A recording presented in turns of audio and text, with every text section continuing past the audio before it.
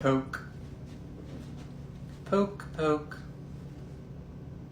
I don't know, I'm just poking my bestie. When I say nice guy, perhaps you're thinking about somebody that's a really good neighbor, willing to help out the elderly people around them by mowing their lawn for them when the weeds get too high because their kids no longer come around. If you have someone like this around you that popped into your mind, well then kudos to them because they are probably genuinely a good person. However, the person that I have in mind is not them. Hi, my name is James, and although I am an involuntary celibate, I am a nice guy, and here are all the reasons that you should f me. First thing that I'm going to do is make awkward sexual innuendos. Excuse me, sir, I see that you are browsing the old media form of listening to music, and I was just wondering if you wanted to see these nuts. And when I am not making unreciprocated sexual advances, I am often complaining about the friend zone. Let me tell you about the friend zone. The friend zone is a place that people put other people when they don't care about their feelings, and it's turning the frogs gay. And obviously the last thing that I'm going to do is expect you to love me, and then when you don't, I'm going to call you a bitch. Now that I have demonstrated some traits of what a nice guy actually is, let's take a look at some nice guys on the internet.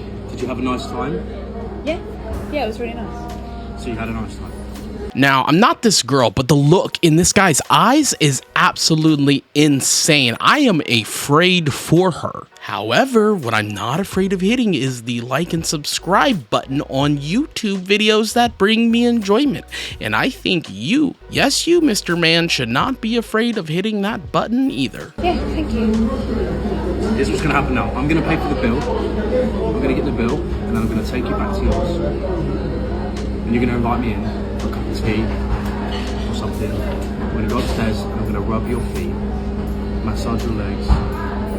We're gonna make sweet, sweet, sweet love. Now, I know what you're thinking, and I, much like you, do love a man with a nice beard. However, this guy is just creepy to no extent. This guy clearly paid the entry fee to Hustlers University by Andrew Tate and then immediately failed the class. And I promise you, that's not a shot at Andrew Tate. Not even Jesus could save everybody. And then after that, we'll decide whether or not this is gonna work. Because right now, I think it will.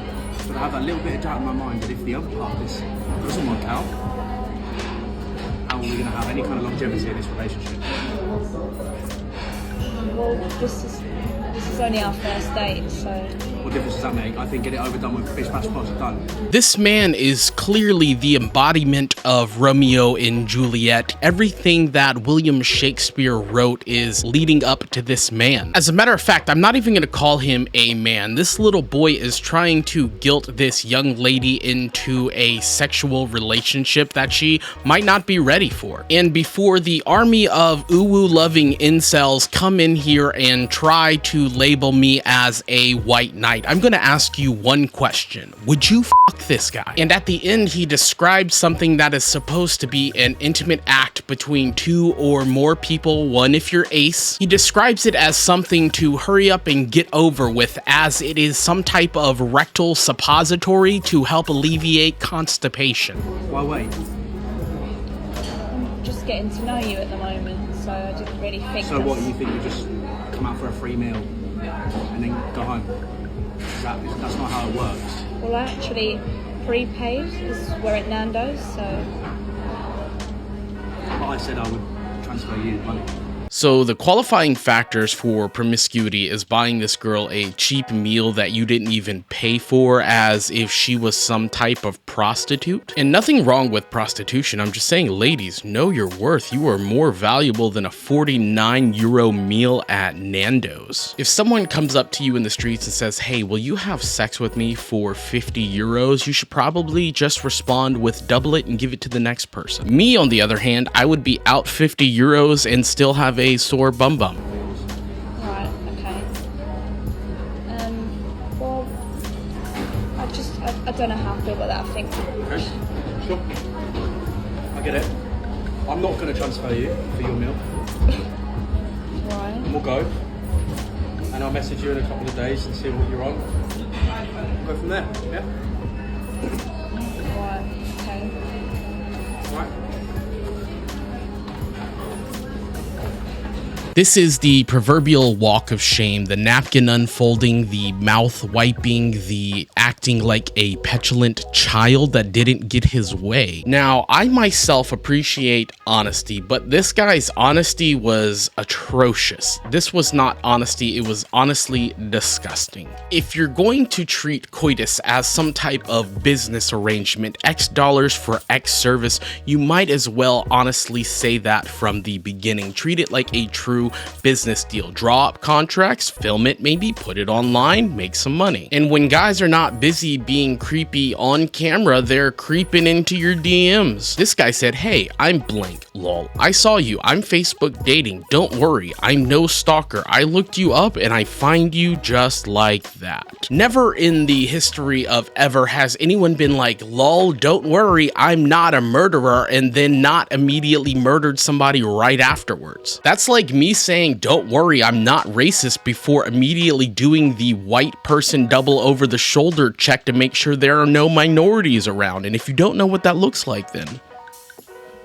Nicholas, you need to return to class. And if that's where you choose to draw the line, if that was the joke that was too far, then please, they love me in the hood like the 1st and 15th. He then follows that riz up with, well, I'm a weirdo, lol, but that good kind of weirdo, not the weirdo that will try to fuck on the first day. Now that's not me. That is 100% you fucking liar. Now I can make that statement confidently because I am a man, and we will 100% try to fulfill our biological calling on this planet the first chance that we get. Well, hello, I am the Lorax. I speak for the peens. And let's be honest, you are not a nice guy. You are a complete dick. You are a wolf in sheep's clothing. The minute that a girl turns you down, you turn into a complete monster. And then you got this guy going on about how the world and society does not work for a great person like them. They're so overqualified for the jobs that don't appreciate them or hire them. There could be some truth to this. I understand that a lot of modern day business places have a diversity quota to meet. However,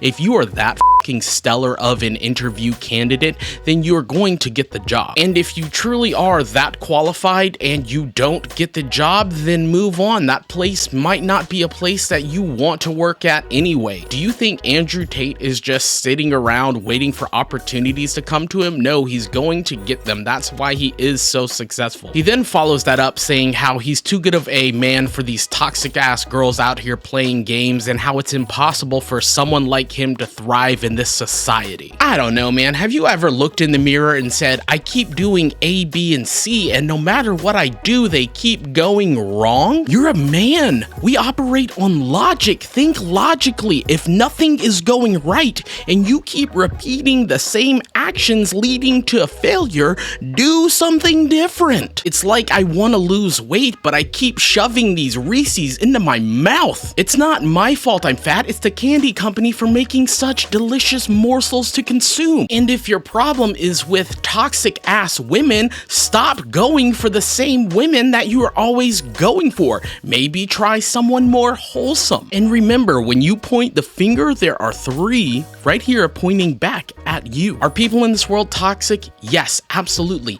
I'm toxic. I've got my own shit to deal with, and I don't understand why my wife stays with me. It's probably because I'm funny and good looking. However, I realize that I am my own problem. If there is a reason for failure in my life, it is me, not my wife's fault, not society's fault, not some random stranger on the street's fault. It's mine. Then you got this guy saying, it's like almost any and every girl I'm attracted to nowadays are proving they are low quality and only trying to hustle men out of their money and not have a real connection. Like, bro, can you not see the problem here? You're talking about a multitude of women, and the only consistent factor, the mathematical constant, is you. He then says the amount of girls I've come across where they're like, sub to my OF or we don't need to continue this conversation, is through the roof. Like, I don't understand. Where are you having these conversations at the strip club? Because yes, that would make sense. However, most people don't have an OnlyFans. Like, are you trolling uwu subreddits looking for a potential partner? Because then yes, I would imagine there is a higher concentration of prostitutes if that is the area that you are